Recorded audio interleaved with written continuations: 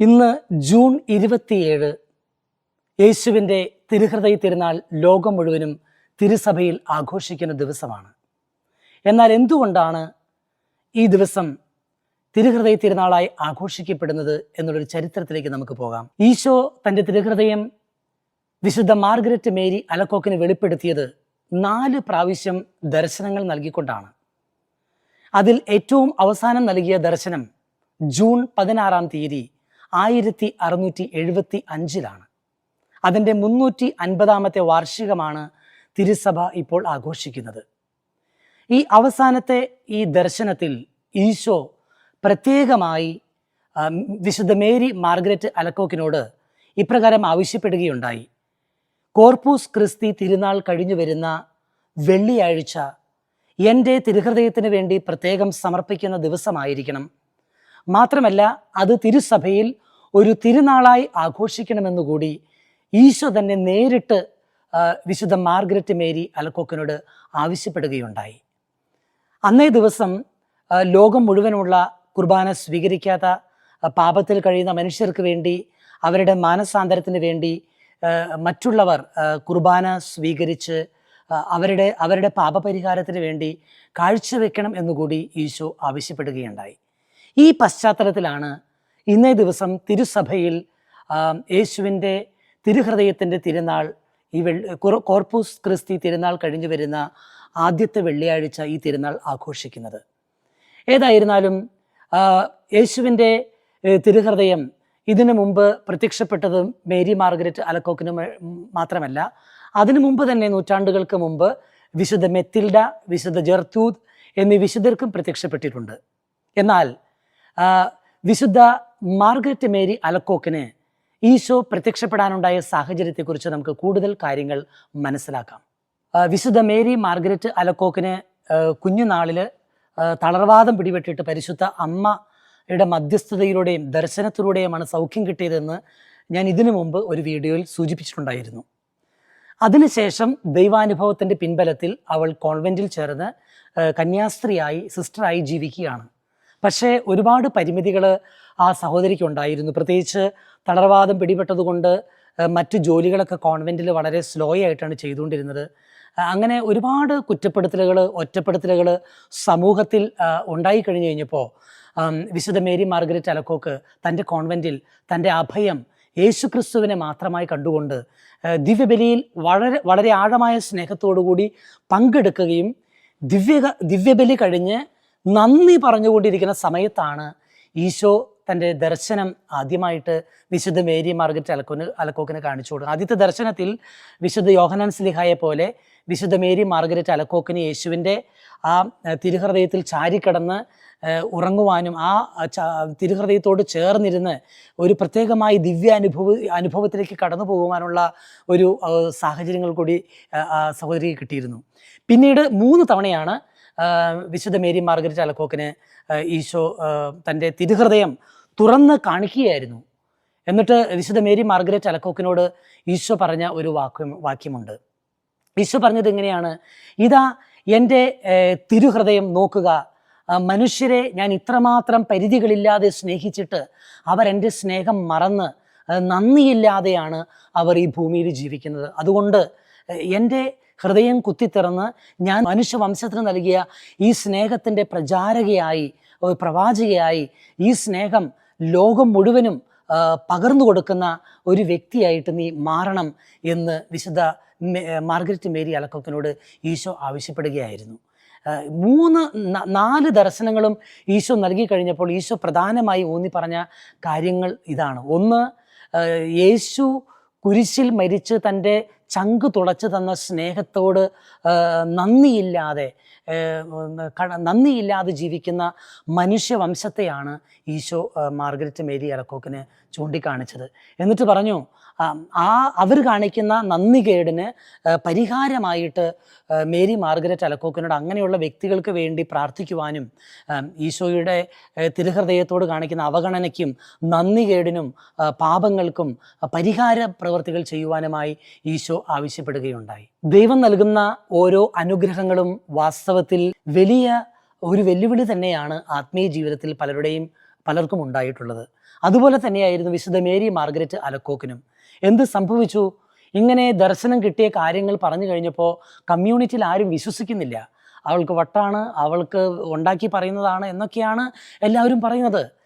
മനസ്സിൽ ഈ വേദനകളെല്ലാം ഉണ്ടാകുമ്പോഴും തനിക്കുണ്ടായ ദൈവാനുഭവത്തിൽ ചവിട്ടി നിന്നുകൊണ്ട് തൻ്റെ സങ്കടങ്ങളും ഒപ്പം ദൈവാനുഭവങ്ങളും ആരെങ്കിലുമൊക്കെ ആയിട്ട് പങ്കുവയ്ക്കുവാൻ വേണ്ടി പ്രാർത്ഥിച്ചു കൊണ്ടിരിക്കുമ്പോൾ ഈശോ ഒരു സ്പിരിച്വൽ ഫാദറിനെ തിരഞ്ഞെടുക്കണമെന്ന് ഈശോ തന്നെ പറഞ്ഞു കൊടുക്കുകയാണ് വിശുദ്ധ മേരി മാർഗരറ്റ് അലക്കോക്കിനോട്. അങ്ങനെ വിശുദ്ധ കൊളംബിയേരെ എന്ന് പറയുന്ന ഒരു വിശുദ്ധൻ, അന്ന് ഒരു അച്ഛനാണ്, അദ്ദേഹത്തെ സ്പിരിച്വൽ ഫാദറായിട്ട് തിരഞ്ഞെടുക്കാൻ വേണ്ടി വിശുദ്ധ മേരി മാർഗരറ്റ് അലക്കോക്ക് അദ്ദേഹത്തിൻ്റെ അടുത്തേക്ക് പോവുകയാണ്. അദ്ദേഹത്തെ മുട്ടിക്കഴിഞ്ഞപ്പോൾ ഈശോ തൻ്റെ തിരുഹൃദയം തുറന്നു കാണിച്ചതും ഈശോ സംസാരിച്ച കാര്യങ്ങളെല്ലാം പങ്കുവെച്ചു. അപ്പോൾ വിശുദ്ധ കൊളംബിയർ, ആ വൈദികൻ മാർഗരറ്റ് അലക്കോക്കിനോട് പറഞ്ഞു, നിനക്കുണ്ടായ ദർശനം സത്യമാണെന്ന് ഞാൻ വിശ്വസിക്കാം, നിന്റെ സ്പിരിച്വൽ ഫാദറായിട്ട് ഞാൻ മാറാം, പക്ഷേ ഈശോയോട് അടുത്ത തവണ പ്രത്യക്ഷപ്പെടുമ്പോൾ നീ ഒരു കാര്യം ചോദിക്കണം. അതെന്താണ്?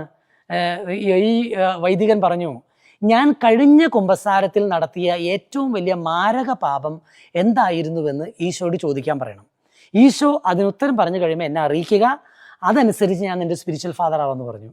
അങ്ങനെ മാർഗരറ്റ് മേരി അലക്കോക്ക് ആ നിബന്ധന അനുസരിച്ച് ഈശോ വീണ്ടും ദർശനത്തിൽ പ്രത്യക്ഷപ്പെട്ട് കഴിഞ്ഞപ്പോൾ ഈശോയോട് പറഞ്ഞു, ഈശോ ഞാനിങ്ങനെ ഇന്ന ആളെ വൈദികനെ സ്പിരിച്വൽ ഫാദറായിട്ട് തിരഞ്ഞെടുക്കാൻ ആഗ്രഹിച്ചു, പക്ഷേ അദ്ദേഹം ഇങ്ങനെയാണ് പറഞ്ഞത്, അദ്ദേഹം നടത്തിയ അവസാനത്തെ കുമ്പസാരത്തിൽ അവസാനം പറഞ്ഞ ഏറ്റവും വലിയ മാരക പാപം എന്താണ് എന്ന് ഈശോയോട് ചോദിക്കാൻ പറഞ്ഞു. ഈശോ പറയുന്ന ഉത്തരം അദ്ദേഹത്തെ അറിയിച്ചിട്ട് സ്പിരിച്വൽ ഫാദർ ആവാമെന്ന് പറഞ്ഞെന്ന് പറഞ്ഞു.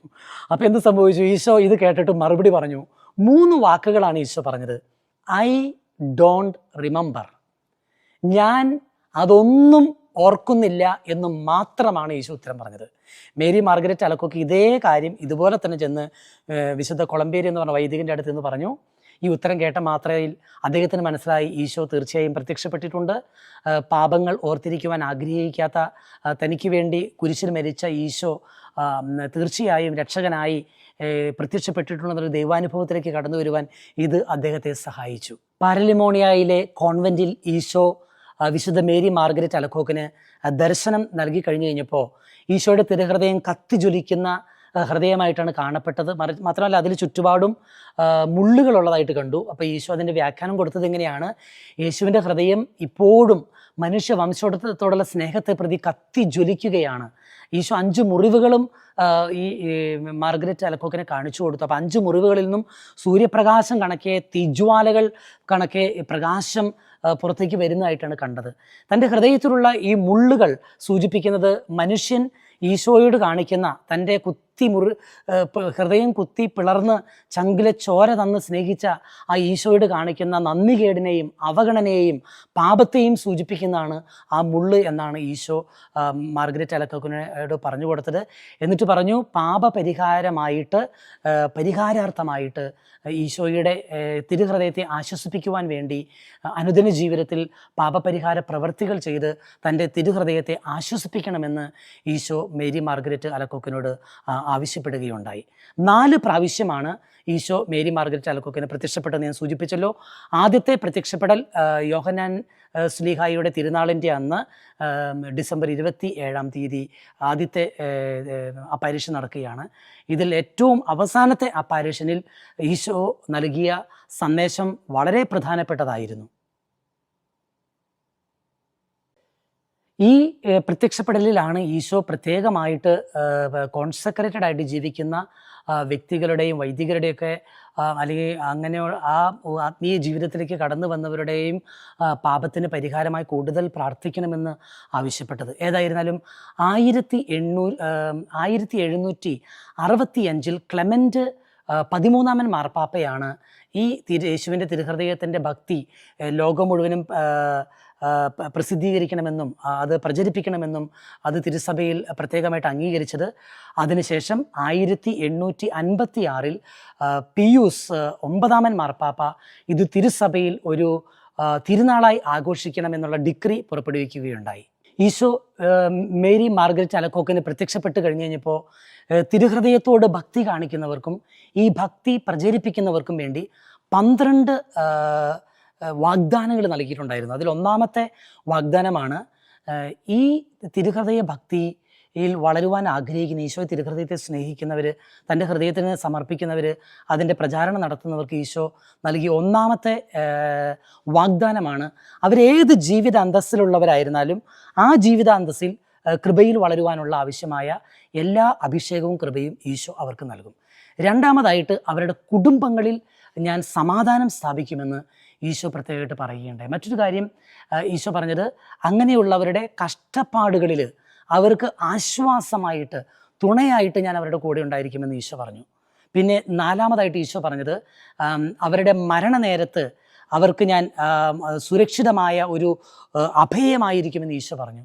മറ്റൊരു കാര്യം ഈശോ പറഞ്ഞത്, അവരുടെ എല്ലാ പ്രവൃത്തികളും ഫലദായകമായിട്ട് മാറുവാൻ ഞാൻ ഇടയാക്കുമെന്ന് പറഞ്ഞു. ഈശോ പറഞ്ഞ ആറാമത്തെ വാഗ്ദാനമാണ് ഇതാണ്. അതായത് പാപികൾ തൻ്റെ ഹൃദയത്തിൻ്റെ ഒഴുകിയിറങ്ങുന്ന ആ കാരുണ്യത്തിൻ്റെ ആഴം അറിയുവാനായിട്ട് ഈശോ ഇടയാക്കുമെന്ന് പറഞ്ഞു. മാത്രമല്ല മന്ദോഷ്ണരായ, ഏഴാമത്തെ വാഗ്ദാനം ഇതാണ്, മന്ദോഷ്ണരായ, തീക്ഷ്ണതയില്ലാത്ത ആത്മാക്കൾ കൂടുതൽ തീക്ഷ്ണത കൊണ്ട് ജ്വലിക്കുമെന്ന് ഈശോ പറഞ്ഞു. തീക്ഷ്ണതയുള്ള ആത്മാക്കൾ കൂടുതൽ പുണ്യപൂർണ്ണതയിലേക്ക് വളരുവാൻ വേണ്ടി ഈശോ സഹായിക്കുമെന്ന് പറഞ്ഞു. അത് എട്ടാമത്തെ വാഗ്ദാനമാണ്. മാത്രമല്ല ഒമ്പതാമത്തെ യേശു നൽകിയ വാഗ്ദാനം എന്ന് പറയുന്നത്, അതായത് യേശുവിൻ്റെ തിരുഹൃദയത്തിൻ്റെ ചിത്രം അത് സൂക്ഷിക്കുന്ന ഭവനങ്ങൾ, അത് കൊണ്ടു നടക്കുന്ന വ്യക്തികൾ, അത് പ്രചരിപ്പിക്കുന്ന വ്യക്തികളായിക്കൊള്ളട്ടെ, അതിനെ ബഹുമാനിക്കുന്ന എല്ലാ സ്ഥലങ്ങളെയും ഈശോ അനുഗ്രഹിക്കും എന്ന് പറഞ്ഞിട്ടുണ്ട്.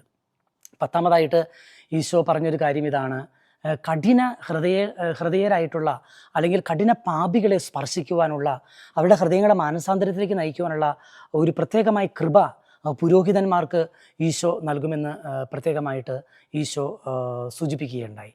11ാമത്തെ വാഗ്ദാനം ഈശോ പറഞ്ഞതാണ്, എൻ്റെ ഭക്തി പ്രചരിപ്പിക്കുന്നവരുടെ പേരുകൾ എൻ്റെ ഹൃദയത്തിൽ എഴുതി വയ്ക്കുമെന്ന് ഈശോ പറഞ്ഞു. അതായത് ഈശോയുടെ കുത്തി തുറന്ന ഹൃദയത്തിൻ്റെ ഉള്ളിൽ ആരാണോ തിരുഹൃദയത്തിൻ്റെ ഭക്തി പ്രചരിപ്പിക്കുന്നത് അവരുടെ പേര് ഈശോയുടെ തിരുഹൃദയത്തിൽ ഉണ്ടായിരിക്കുമെന്നാണ് പറഞ്ഞത്. ഒടുവിലായിട്ട് ഈശോ പറഞ്ഞ കാര്യം ഇതായിരുന്നു. 12ാമത്തെ ഈശോ പറഞ്ഞു, തുടർച്ചയായിട്ട് 9 മാസങ്ങളിൽ ആദ്യ വെള്ളിയാഴ്ചകളിൽ വിശുദ്ധ കുർബാന സ്വീകരിക്കുന്ന എല്ലാവർക്കും, തൻ്റെ തിരുഹൃദയത്തെ ആദരിക്കുകയും ചെയ്യുന്ന എല്ലാവർക്കും ഈശോയുടെ അനന്തമായ സ്നേഹവും കാരുണ്യവും അനുഭവവേദ്യമാക്കി കൊടുക്കുമെന്ന് ഈശോ പ്രത്യേകമായിട്ട് പറഞ്ഞത്. പ്രത്യേകിച്ച് സ്ഥിരോത്സാഹത്തിൻ്റെ കൃപ അവർക്ക് നൽകുമെന്നാണ് ഈശോ പറഞ്ഞത്. മാത്രമല്ല അവർ കൂദാശകൾ സ്വീകരിക്കാതെ മരിക്കാൻ ഇടയാക്കുകയില്ല എന്നാണ് ഈശോ പറഞ്ഞത്. ഈ വാഗ്ദാനങ്ങളോട് ചേർത്ത് വെച്ച് പറഞ്ഞത്, അന്ത്യനിമിഷത്തിൽ യേശുവിൻ്റെ ഹൃദയം തന്നെ അവർക്ക് ഒരു സുരക്ഷിതമായ ഒരു സങ്കേതമായി മാറുമെന്ന് ഈശോ പറഞ്ഞു. യേശുവിൻ്റെ തിരുഹൃദയത്തിലുള്ള സ്നേഹം നമ്മുടെ ഹൃദയത്തിൽ കത്തിയെരിയട്ടെ. കുരിശിൽ കിടന്ന് പിടഞ്ഞു മരിക്കുമ്പോൾ ഈശോ പറഞ്ഞു, എനിക്ക് ദാഹിക്കുന്നു. അത് ഓരോ ആത്മാവിന് വേണ്ടിയുള്ള ദാഹമായിരുന്നു. എൻ്റെ ആത്മാവിന് വേണ്ടി, നിങ്ങളുടെ ആത്മാവിന് വേണ്ടിയുള്ള ദാഹമായിരുന്നു. ആ ദാഹം തീർക്കുവാൻ സാധിക്കുന്നത് നമ്മുടെ ആത്മാവിനെ പാപപരിഹാര പ്രവൃത്തികളിലൂടെ ഈശോയ്ക്ക് സമർപ്പിക്കുമ്പോഴാണ് ഈശോയുടെ ദാഹം മാറുക. പാപാവസ്ഥയിൽ കഴിയുന്ന, കുമ്പസാരിക്കാൻ പറ്റാത്ത കഠിന പാപാവസ്ഥയിലൊക്കെ കഴിയുന്നവർക്ക് വേണ്ടി പരിഹാര പ്രവൃത്തികൾ ചെയ്ത് അവർക്ക് വേണ്ടി പ്രാർത്ഥിക്കുന്നത് യേശുവിൻ്റെ ഹൃദയത്തിന് ഏറ്റവും കൂടുതൽ സന്തോഷം നൽകുന്ന ഒരു സുവിശേഷ വേലയാണ് എന്നാണ് വിശുദ്ധ മേരി മാർഗരറ്റ് അലക്കോക്കിന് ഈശോ വെളിപ്പെടുത്തി കൊടുത്തത്. തിരുഹൃദയത്തിൽ നമ്മളെയും നമ്മുടെ കുടുംബത്തെയും നമ്മുടെ ജീവിതത്തെയും നമുക്ക് സമർപ്പിക്കാം. തിരുഹൃദയം നമുക്ക് അഭയമായി മാറട്ടെ. തിരുഹൃദയത്തിൻ്റെ തിരുനാൾ മംഗളാശംസകൾ നേരുന്നു. ദൈവം നിങ്ങളെ അനുഗ്രഹിക്കട്ടെ.